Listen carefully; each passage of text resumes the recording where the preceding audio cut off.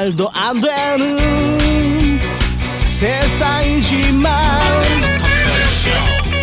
세상 누구도 그 누구도 관심 없지만 저 세상 어디에 독보적인 텐션 영혼들의 현 세상 관심 받는 토크쇼.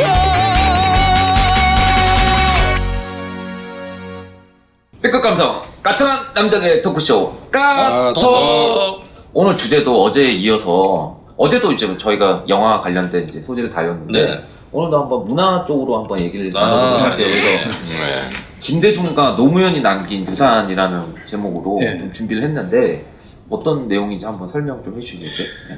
그 잘못 제목만 들으면 뭐 갑자기 김대중하고 뭐 노무현을 뭐 칭찬하는 제목 갑자기 말했어. 칭송을 하느냐 이렇게. 옷을 노란색 입고 해야 되는데. 아 근데 그 내용이 맞습니다. 아 그래요? 네, 맞습니다. 그러니까 지금 이게 문화 한국에 있어서 그 문화라고 해야 되나 말할 수 있는 그 시대가 되게 현대에 되게 짧지 않습니까? 그 결국에는 그 전쟁 끝나고 박정희 대통령 이후부터 이제 네. 그 대중문화라는 게 생겨난 건데, 네. 네. 근데 이게 융성하고 대중문화가 그 소위 말하는 뭐 좌파들이 많다 네. 대중문화 쪽에 네. 그 이유가 그렇게 된 게 결국에는 김대중과 노무현의 유산이라고 저는 생각이 들거든요. 아 그래요? 네. 네. 왜 그러냐면 그 사람들이 우리나라 문학에 많은 영향을 끼쳤다. 좋은 영향을 끼쳤다. 좋은 영향이라기보다는 많이 꼬셨죠. 예, 잘 꼬셨죠. 그 현금으로 앨범을 내게 해주고 돈을 잘 갖고 왔다. 지원을 잘 해줬다. 지원 프로젝트를 되게 많이 했었고 실질적으로 그 시대 때 되게 사업들이 지금 뭔가 그게 연락에 꼽다고 생각하는 부분이 하나 있어요. 뭔가 하면 문화는 이게 권력이 특정한 정도로 유도하는 지원을 하는 거는 차라리 그 지원이 없이 가는 게 낫다고 봅니다. 그냥 네. 규제만 완화하고요. 네. 근데 노무현하고 그 네. 김대중을 겪으면서 네. 이 영화판이나 한국의 문화판에 네. 국가가 자기들의 칼날을 이렇게 띄는 사람들을 지지하기 시작했어요. 그 결과가 오늘날 문화 전체가 뭐 옛날보다 다양해지고 융성해졌다라고 볼 수는 있지만 거의 좌파 일색으로 가버렸지 않습니까? 맞습니다. 그렇죠. 네, 그러니까 사람이 문화를 갖다가 인식할 때는 문화에는 좌파적인 요소가 있을 수도 있고 우파적인 요소가 있을 수도 있지만은 적어도 국가가 특정한 색깔을 가진 문화 집단들을 육성하고 지원하는 건 매우 잘못된 것일 수 있다. 오늘 한국 영화에 나오는 얼토당토한 형태의 좌파적인 컬러들 부분. 나는 얼마 전에 이창동의 뭐 버닝인가를 보고 도대체 이 자가 이걸 뭘 하려고 만드냐. 그 다음에 미국 사람들이 이번에 박수를 쳐서 뭐 계층 간의 갈등을 다룬 문제라고 한 기생충 같은 경우에도 저 표현을 이렇게 솔직히 말하면 단순하게 하느냐. 그 다음에 무슨 설국열차 같은 경우에도 뭐 계급 갈등을 담아서 했다고 하지만 저거를 저런 식으로밖에 못하느냐. 내가 볼 때는 그런 부분에 뭔가 이 드라마로 풀어내면서 현실적으로 가능한 그 드라마 속에서 자연스럽게 계급 갈등도 녹아내야 된다. 그게 예술이죠. 잘하는 사람이 누가 하면 그렇죠. 좌파 감독이지만 내가 굉장히 존경하는 사람이 영국의 켄 로치 감독이야. 그 사람은 자기 나 다니엘 브레이크나 최근에 만들었던 또 미안해요 뭐 리킷인가 이런 영화들 보면 정말 그 영화가 나는 기생충한테 밀려서 아카데미상 작품상을 못 받았다라는 게 분노하는 사람이에요. 그 뭐 깐느 영화잖아요. 사실 그 영화를 보면 오늘날 한국 택배 노동자의 저런 과로사나 이런 게 다 정말 자연스럽게 이해가 돼요. 그래서 이 세계의 각국의 서민들의 삶이 얼마나 이렇게 팍팍하고 흔들려가고 내가 선량하게 살려고 노력해도 기회가 없는가 하는 걸 담고 있어요. 지금 좌우를 넘어서서 맞는 이야기야. 근데 기생충이나 설국열차나 이런 데서 버닝이나 이런 데서 이야기하는 건 도대체 너무 완전히 그냥 대놓고 희화적이고 그런 식으로 하면서 계층 갈등을 갖다가 대놓고 그 자연스럽게 녹이지 못하는 거 대놓고 하는 거는 실력이 그만큼 없기 때문에 철학이나 그래서 이제 이창동이를 그 김명곤이를 그렇죠. 문체부 장관으로 시키면서 이런 거 네. 나는 여기서 문화가 왜곡되는 소지가 제공되었다. 이 자금으로. 네, 그 맞습니다. 굉장히 문제가 있다고 봅니다. 그때 그래갖고 막던 분들이 정지영 감독도 있고 맞죠? 천안함 프로젝트. 영화 쪽은 문성근. 영화 네. 쪽은 소장님 쪽이 더 전문적이시니까 저는 이제 음악적으로 얘기를 오늘 입당 원서를 제출하신 저 민덕기 조명 감독님이 대표적인 그 피해자인데 네. 오늘 저한테 입당하셨어요? 오늘 원서를 제가 제출해서 오, 오늘 자기가 훌륭하신 분이네. 그래서 민덕기 감독님이 이 자리에 나타났어. 김대중 정권 때 잠깐만 그 감독님은 트럼프에 대해서 어떻게 생각하세요? 아니 관심도 없습니다. 미국이니까 총리가 되도 말은 관심도 없는. 근데 지난번에 소장님이 다른 장르에서 말씀하신 적이 있는데 이게 사실은 예술이라는 게 이래 어떤 소설이나 아니면 영화를 보고 난 다음에 은근하게 뭔가 그 어떤 원제자들의 이제 메시지가 전달돼야 되는데 우리나라에 소위 말해서 그 방금 말씀드린 좌파영화들을 보면 앞부분 몇 소절을 보면은 뻔해요. 어떻게 얘가 어떤 메시지를 전달하려는 거예요. 그러니까 이게 굉장히 나이브하다 해야 될까? 좀 이제 서툴다고 해야 될까? 유치하다는 느낌이 들거든요. 뭐 택시 운전사는 다 마찬가지예요. 이미 벌어진 사건, 이미 돌이킬 수 없는 사건들 있잖아요. 그러니까 지금 근데 뭐 나치의 600만 유태인 학살, 이걸 아무리 드라마틱하게 한다 해도 현실보다 더 드라마틱하지는 못하잖아요. 그렇죠. 근데 그러려면 뭔가 예술적인 장르라고 이름을 얻으려면은 뭔가 좀 다른 방식으로 접근해야 되거든요. 근데 우리나라 어떤 좌파 감독, 이 좌파 감독이 뭔지는 모르겠지만 그 내용들 보면은 뻔해요. 제가 괴물을 얼마나 한심하게 생각하면 제일 앞부분 장면이 뭡니까? 우리나라 미국 무슨 반미죠. 미군 기지에서 뭐 또 유해 물질을 실험을 하다가 한강에 근데 흘려가지고 실제 그런 사건이 있었다면 모르겠네. 그런 사건도 없거니와 실제 그런 위생 관리 잘하는 거 우리나라 군부대보다 미군 부대가 훨씬 깨끗합니다. 그러니까 그거 그 코트 하나만 봐도 이 벌써 전달되잖아. 아 이거 이 조야한 이런 아이디어를 가지고 이런 영화를 만드냐. 근데 그걸 이 꼴통들 대한민국 국민 천만이 봤다니. 저만 해도 그 장면에 대해서 사람들이 이미 그때 스포가 다 나돌았거든요. 그래서 보기가 싫었어요. 그래서 안 봤어요. 색깔이 명확하잖아요. 그러니까. 그건 예. 아니 말씀하세요. 그래서 그 김대중 노무현 정권 때 이제 그 전에 문화에 대해서 뭐 외색 문화에 대해서 차단했다든가 다양한 문화에 대해서 금지한 부분을 이제 이야기를 하는데 사실 이제 그걸 거슬러 올라가려면 60, 70년대에 외국 영화를 수입하려면 쿼트를 받아야 되잖아요. 그렇죠. 쿼트를 받으려면 이제 문예 영화를 많이 찍어가지고 그래서 뭐 똑 찢는 늙은이 이런 걸 찍어가 앵무새는 뭐 몸으로 떼었다든가 아니면 에로영화 5개 만들면 하나. 그러면 이제 영화를 받아야겠다. 썼다는데 1년에 이제 한 24편을 했거든요. 그때 그럴 수밖에 없었던 사정도 있어요. 만약에 그때 한국이 100편, 200편씩 외화를 수입한다면 달러가 유출되는 시대예요. 가졌던 달러의 수준이 한계가 있기 때문에 한국이 뭐 일본 같은 규모로 만약에 영화를 사들이고 이러면 솔직히 말하면 달러 유출 사태 때문에 그때 달러를 목숨같이 아끼던 시대예요. 그러니까 이제 영화를 통제할 수밖에 없었고 이제 그런 흐름들이 이제 다른 나라 문화에 대한 일종의 바리케이트처럼 보수에서 이제 비춰졌다가 좌파 정권 들어서면서 이제 일본 문화도 풀고 그래서 이제 뭐 외색이라고 차단하던 부분에 왔는데 이제 그 부분에는 박정희 전 대통령이 술자리에서는 일본을 엄청 좋아하잖아요. 그리고 시바스를 내가를 마시던 날에도 가수 심수봉이 불러가지고 일본의 앵커가 불렀잖아요. 그런데 자기들은 좋아하면서 자기들이 가지고 있던 과거에 일본군에 대한 대부분 공화당 정권 때 고위층 군 출신들은 일본 장교가 그러니까 국민들한테는 이 컴플렉스 때문에 이 반일 부분을 가지고 해야 되거든요. 내가 볼 때 보수 정권의 한계지. 그래서 외색이라는 게 70년대, 80년대에 이제 막 대부분 개방대가 특히 80년대는 뒤로 다 봤잖아요. 맞습니다. 그런데 이제 정권은 그걸 수입하지 못하다가 이제 김대중 때나 뭐 이럴 때부터 이제 일본 영화 공식 수입 되면서 예술 영화부터 들어오고 이제 이렇게 됐거든요. 그래서 이제 그런 외색 부분 문화에 대한 차단, 또 일본 노래들도 한국에 아예 못 들었잖아요. 그런 부분은 내가 볼 때는 뭐 유신 정권의 출생적 일종의 트라우마 때문에 그런 일이 있었어요. 근데 소장님 그때 김대중 대통령이 그 일본 문화 교류 했을 때 사실은 우리는 외생 문화가 들어와가지고 우리가 완전 잠식당할 줄 알았는데 전혀 안 그랬거든요. 그렇죠. 오히려 우리께 더 역수술돼가지고 유언사마 같은 현상이 나오지 않습니까? 네, 맞습니다. 그냥 그때 김대중 대통령이 그때 문화 개방을 하자 했을 때는 어느 정도 우리 한국 자체의 어떤 문화 인프라 같은 건 좀 구축돼서 경쟁력이 어느 좀 정도 문화계도 그 네. 대사님도 잘 아시겠지만 약간 호혜주의 같은 것도 있지 않습니까? 네. 그리고 주고받아야 되기 때문에. 그렇죠. 그래서 그 일본 문화 개방하면서 일본 우리나라에서 크게 히트친 영화 기억이 안 나거든요 그런 게. 네. 러브레터랑 러브레터 맞죠? 네. 그걸 왜 그래서 러브레터하고 철도원, 포행아 링 이런 거. 아, 네.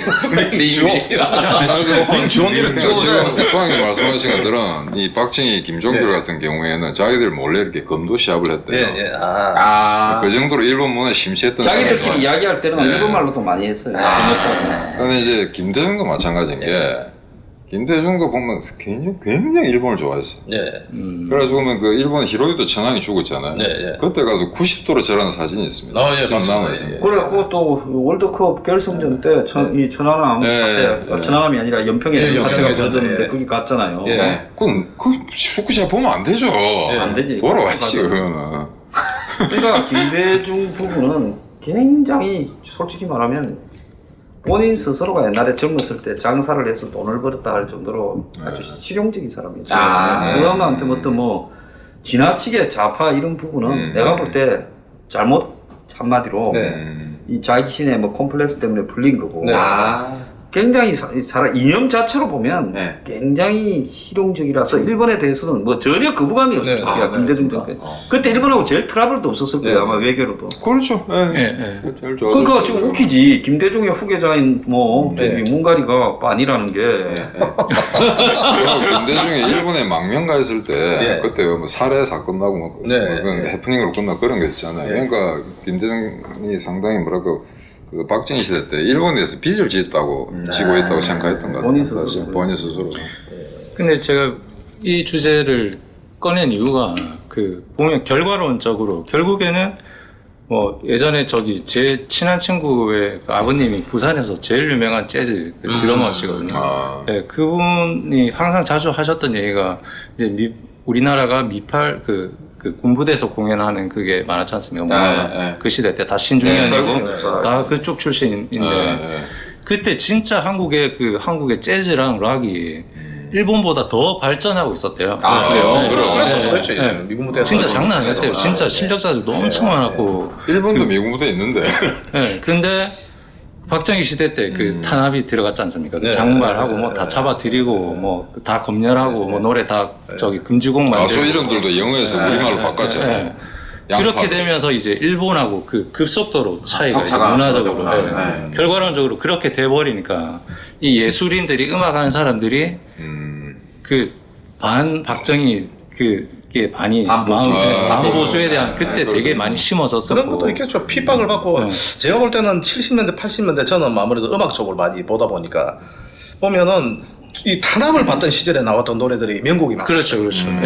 오히려 이 탄압을 받던 시절에 정치적인 폭압을 받던 시절에 나온 노래들이 한국에도 7, 80년대 음악들이 진짜 명곡들이 많고 명반들이 많잖아요. 우리나라 위인 전기집 안 봐요. 사진 안 봐요. 일본이 우리 식민지 안 했으면 인물 없어요 우리나라. 그러니까 그렇지 않겠습니까 대사님. 이게 완전 이런 스트레스를 받고 하다 보니 제가 볼 때는 이게 지금엔 이런 정세의 어떤 노래들이 나올 수 안 나오지 않습니까? 근데 아직까지도 요즘 20대들이 무슨 LP파나 이런 데 가가지고 70년대 80년대 뭐 사실 저도 못 들어본 노래를 무슨 뭐 김정미 음악 중에 어떤 노래를 듣고 앉아있는데 보면 좋냐 그러니까 뭐 자기들은 좀 근데 아까 말씀하세요. 이런 노래들이 좀 오래 남는다. 왠지 기관을 계속 맴도는 것 같다. 근데 아까 그 부산에서 미군 부대에서 했던 분은 그분이 운안에 있어서는 너뚜리고 솔직히 말하면 재즈나 이런 게 하루키가 한번 봐요. 80년대 초반에 일본에서 재즈 그 가게를 했지. 재즈 이 재즈 뭐라 그러나 재즈 그 일동의 바를 했지. 재즈 클럽. 근데 하루키가 그런 거를 할 때 일본의 재즈 토양이 말을 못하도록 쌓여 있었던 거예요. 그러니까 솔직히 말하면 이미 해방이 되고 오면서부터 이 음악적 다양성 분야별로 다양성이 나는 거는 일본하고는 엄청난 격차가 나 있는 거예요. 한국에 이 서구 음악을 받아들이는 부분에 일본하고 이미 일찌감치 오래 차이가 나 있었던 거예요. 그리고 또 솔직히 말하면 한국의 음악에 태형적인 요소가 한국은 뭔 음악이 옛날이나 지금이나 다 인기급입니까? 춤추는 데 가서 부르는 노래가 최고잖아요. 옛날에는 나이트클럽에 또로또 나이트클럽. 블루스 추고 뭐 또로또 나이트클럽에 가서 춤추는 노래. 지금도 뭐 클럽 뭐 그렇잖아요. K-팝이래가. 그렇죠 이제. 그러니까 일본만큼 다양성도 없고 굉장히 음악의 장르가 협소해져 거죠 한국에는. 그 우리 일본하고 그거 되고 난 이후에 내가 그 영화 봄날은 간다 보면서 끝에 나오는 이제 아마 엔딩 크레딧 올라갈 때 나오는 이 김유나의 봄날. 오늘 야 한국에 어떻게 이런 노래가 있을 수 왔나 보니까 일본 작곡가야. 그게 일본 작곡가. 그리고 또 그 뭐야 나미가 부른 그 슬픈 인연도 슬픈 인연도 그것도 일본 노래야. 그래요? 루키 카도저와예요라는 충격이네요. 남자 가수 일본 남자 그래서 가수. 내가 한국의 맹곡이라고 생각하는 것들이 거의 일본 노래더라고. 저막 자우림이 작곡한 줄 알았어요. 봉준호 영화 있잖아요. 예. 살인의 추억. 그 음악도 일본 사람이 한 거예요. 그래서 아무튼 그래서 그 일본 사람들이 이렇게 막 한국 사람만큼의 급작스러운 어떤 이 전환, 상업화 이런 부분은 좀 약하지만은 오다쿠라고 해가지고 50년대, 60년대, 70년대, 80년대부터 음악의 각 분야에 클래식이면 클래식, 재즈면 재즈, 블루스, 락 그 뿌리들은 많지는 않아도 솔직히 말하면 몇백 명, 몇천 명씩은 쭉 있어 온 거예요. 그런데 반해가지고 뭐 미군 부대에서 쫓게 뭐 연주했다고 한국의 락이 재즈가 일본보다 앞서 그 사람이야. 말도 안 되는 소리. 생각해보니까 기록윤이가 한국에서 안 돼가 어떻게 보면 한국의 최대 기록윤이가 미군 부대에서 했잖아요. 기록윤 씨.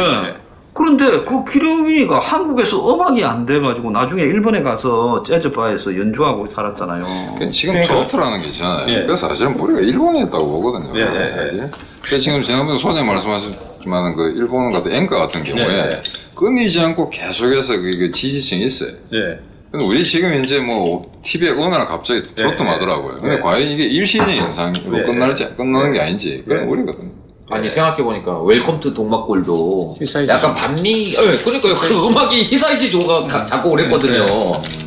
그러니까 뭐 일본 음악 뭐 한국 대중음악 뭐 그런 얘기를 뭐 하고 싶은 건 아닌데 뭐 일단 그분은 그 시대 때 아버님은 왜 지금 당한 피해를 뭐 보셨다고 생각을 하시니까 뭐 그렇게 주장을 하시는 걸 수도 있긴 있는데 결과적으로 그런 역사적인 이제 배경들이 이제 사람들의 인식에 이제 되게 크게 자리를 잡았고 그리고 또 김대중 대통령 그 되면서부터 노무현 연속해서 그 시기 동안 솔직히 국가 지원금이라든지 뭐 어떤 그런 것들이 되게 많아졌었어요. 그리고 공연 문화나 대형 큰 문화 그 공연 그런 행사들도 되게 많았었고 실질적으로 제가 그 시대 때 활동을 했으니까.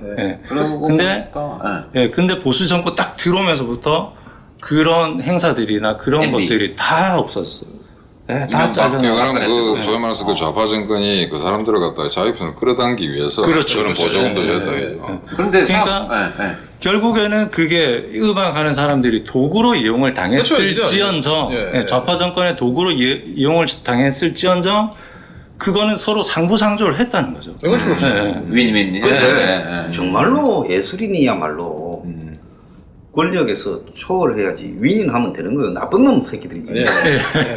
맞습니다. 나는 예술하는 사람이야말로 어느 쪽도 지지하지 말고 예술인의 자존심을 가지고 버티는 게 그게 정치하고는 저는 예술이죠. 예술인 단체 저는 뭐 이렇게 모든 게 이제 제 예술 활동을 하는 건 자기 책임이기 때문에 그걸로 저는 사실 뭐 어디를 이렇게 하면 욕을 들을 수 있지만 저는 국가에서 어떤 서포트 지원이 사실 의미 없다고 봅니다. 그걸 하면 안 되죠. 선택하는 것도 자기가 좋아서 하는 건데 여기에 대해서 한국 사람들 이상한 게 제가 봉배 국장할 때 국회에 가서 무슨 발표도 하고 그러는데 이게 그때 싸이게 히트쳤어요. 강남스타일. 그랬더니 국회의원이 뭐라는 줄 알아요? 대다수 국회의원들이 정부 지원이 필요하다는 거야. 싸이에 대해서. 그래서 제가 뭐랬냐면 아니 그러면은 비틀즈하고 영국의 예. 야드버튼이 다이어 스트레이트니 예, 그렇죠. 보조금 한 분도 안 받았다. 네, 그렇죠. 심지어 훈장을 주니까 우리 딴 따라는 건 받을 자격이 없다고 반납한 사람들이다. 밥 dylan도 그러니까 노벨상 이거 전 세계에 없는 한류라는 게 생기고 K-팝이라는 게 생기고 말이야, 그럼 월트 디즈니 이런 거는 국가 보조금 뭐 수천억 대로 받았겠네. 미제국주의의 상징물, 미제국주의 이데올로기를 갖다 전 세계 전파하니까. 그 영화 내가 이 인사이드 레인을 보고요. 고은행제에 그 영화에 보면 60년대에 포커송을 하던 그야말로 무명 가수의 순환기잖아요. 가난에 때문에 겪고 있는 여러 가지 일들. 그래가지고 영화가 처음이 끝으로 돌아가잖아요. 끝장면이 처음 장면으로. 그래서 예술이라는 게 배고프고 스모 겪고 이러면서 이제 그 속에서 그 미국의 60년대 포크 음악을 하는 사람이 그렇게 지금 60년대가 어떻게 보면 미국 포크 음악의 전성시대인데 그 되게 반체제 아니었어요 그 당시 분위기가. 그러니까 저항의 음악이고 저항음악이 그렇지만은 또 그러지 않은 포크 음악을 자기 음악으로 이렇게 하는 예술인들이 많아도 다수가 포크가 거기 보면 가서 자기가 오디션 보는데 이 포크 음악 이런 거 하면 인기 없다고 술집 주인들이 그냥 안 나와요. 그러니까 예술이라는 거는 자기 책임하에 그 살아가는 고달픈 어떤 길들을 각오하는 거고 또 거기에서 성공 실패도 자기가 결정하는 거예요. 자기 만족. 자기가 결정하는. 그래서 그런 부분을요. 이게 제가 봤을 때는 뭐 사회주의 국가처럼 예술의 문턱을 낮추어서 누구든지 즐길 수 있게 하고 그런 부분을 하는 것도 의미가 있겠지만은 거기에는 반드시 국가적인 돈하고 결부되는데 예술인이 그렇게 가는 게 옳은가 하는 부분은 좀 저는 아니라고 봅니다. 예술인이 그렇게 간다라기보다는 제가 생각했을 때는 결국에는 대중들이 선택을 강요를 당하고 그게 뭐 나라에서 뭐 좌파에서 어떤 뭐 예를 들어서 뭐 윤도현 그 2002년 그때부터 뭐 완전 스타로 만들고 결국에는 그 정권에서 만들어진 그 우상이지만 결국에는 그 사람들이 대중들을 또 선동을 시킬 수 있다라는 건 되게 진짜 큰 역할이라고 생각이 들거든요. 그 뭐 뮤지션이 욕을 먹건 그런 면에 있어서 욕을 할 수 있는 것도 뭐 있는 부분이긴 하지만 그런 거를 이쪽에서 우파 쪽에서는 거의 솔직히 없으니까 개념이 없습니다. 그렇게 아무런 그 딱 해도 다 어떻게 보면 그 시대 때 뭐 이명박 박근혜 그때 제가 뭐 어떤 행사나 뭐 이런 걸 가봐도 되게 뭐 딱딱한 이미지고 이런 스킨십이라든지 이런 것들이 너무 없는 거죠. 알아요. 한국의 보수라는 뿌리는 계몽, 새마을, 그다음에 성장, 노력 뭐 이런 식으로 굳어져 왔고요. 원래 좌파 진영, 한국에 왜 좌파가 문화에 뛰어난 줄 알아요? 원래 이 문화가 사회주의 혁명이 되고 난 뒤부터 소련이나 중국에서는 대중 선전의 도구로 문화를 맞습니다. 그래서 문화 선동꾼이라고 문화 일꾼이라는 표현까지 썼어요. 그래서 소비에트 혁명하고 난 뒤에 뭐 에이젠슈타인 같은 그런 뭐 이 영화 보면 전부 그냥 선동식 영화를 갖다가 아주 사람들한테 눈에 각인이 이렇게 되도록 하는 기법으로 촬영해가지고 그거 하잖아요. 그리고 심지어 뭐 이 구소련에서는 뭐 오페라부터 클래식을 전부 선동의 도구로 이야기했고 심지어 전쟁터에도 문화 일꾼들이 가서 뒤에서 앞으로 총알바지하러 가는데 뒤에서는 막 나팔 불고 두들기고 군악대들 그리고 자기도 집회가 있으면 거기에서 전부 막 음악을 두들기고 이렇게 해가지고 대중을 이 정신을 마비치는 역할을 해요. 그게 중국을 거쳐서 북한에도 이어지고 월명에도 이어졌어요. 그래서 북한의 그런 문화 운동이 한국의 신주사파를 통해 가지고 주사파가 이 대학가에서 뭘 받아왔어요? 좌파의 문화운동에서 얻어서 연극회, 영화회, 그리고 노래 풍물. 그래서 그게 문화가 됐는데 저는 이 목적을 가진 예술이라는 부분에 대해서는 굉장히 혐오하는 사람입니다. 저도 차라리 목적이 없이요 더디게 가는 게 나아요. 예술을 가지고 목적을 가지고 하는 부분은 그게 굉장히 위험할 수 있다. 그러니까 저 어제 그 기사를 보니까 최근에 유튜브에 보니까 웃긴 게 중국은 아직도 최근에 코로나 시즌에 그 사극 있지 않습니까? 과거에 사극 드라마를 제작하다가 이 현 중국의 시진핑 정권에 약간 위배되던 이런 내용들은 내용을 수정하거나 전면 금지를 시켰더라고요. 검열을 받고. 그러니까 최근에 중국은 아직까지 그걸 하고 있어가지고. 그러니까 예술가들이 얼마나 놀아나냐면 잘하면 생각해보세요. 19세기 이제 20세기 초반 되면 예. 소위 말해서 이제 그 이상한 추상화들이 많이 나타납니다. 기존 형상을 막 파괴하는 피카소 같은 거 네. 이런 거. 근데 이게 보면은 되게 사람들이 되게 사회주의적인 전통을 가지고 있어요. 네. 머릿속에. 예. 기존에 있는 현상을 그대로 그리는 거는 부르주아적인 거다 이거. 예. 예. 그러니까 이걸 현상 형태를 타파하기 위해서는 예. 힘을 뒤틀어야 되는, 예. 리폼해야 된다는 예. 거거든요. 예. 그래서 사람 되게 사회주의 사상에 물들어 있었어요. 예. 피카소부터 칸덴스키 전부 다입니다. 예. 이게 소련이 등장하고 나서부터 예. 예술가들의 혼이 만개할 거라 생각했어요. 엄청난 숫자의 예술가들이 소련으로 갑니다. 예. 실제. 예. 갔더니 안 돼요. 왜? 너거는 사회주의적 사실주의만 그려야 된다. 이거. 예. 그래서 스탈린이 딱 이래 있고 예. 이 소장님처럼 이 있잖아요. 그게 딱 스탈린 자세입니다. 그리고 뒤에 이제 해가 떠야 돼. 석양은 안 됩니다. 예. 해가 떠야 됩니다. 아, 석양은 안 돼요. 여러분 저 멀리서 트랙터가 보이고 예. 그런 그림만 그리게 하는 지도면은 안 되고. 자, 그러니까 뭐 칸디스키니 피카소 중에서 안 되잖아요. 네. 뭐 피카소는 미국을 안 갔지만 네. 그럼 어떻게 하겠어요? 거기서 예술 혼을 불태우던 사람들이 네. 사회주의자들이 전부 미국으로 갑니다. 네. 왜? 자본주의 국가에 자유가 있으니까. 예. 그렇죠. 이게 비극이거든요. 예. 그러니까 그 공산주의 사회주의 국가에서는 예술가의 자유가 없어요.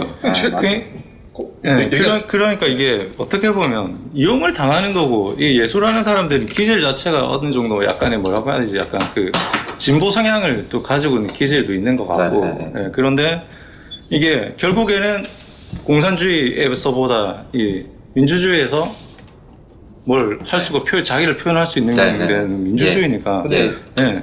근데 이 민주주의에서 결국에는 지금도 우리가 뭐 좌파 우파 이렇게 나눠서 뭐 여러 가지 뭐 그런 게 많은데, 이 대중들을 욕할 수도 있지만 대중들이 바보라서 그렇다고 마냥 손 놓을 수는 없는 또, 예, 그쪽에서 다 끌고 가서 보수도 문제예요. 보수 쪽에서는 근데 보수에서도 손 놓고 그냥 당하기만 하는 지금 영화가 약간 그런 국가주도 식으로 그럼 나오잖아요. 어떻게 했어요? 요 최근에 뭐 장살이라는 영화 나왔잖아요. 6.25 배경으로 한. 네. 그럼 그 만든 감독은 우파 감독입니까?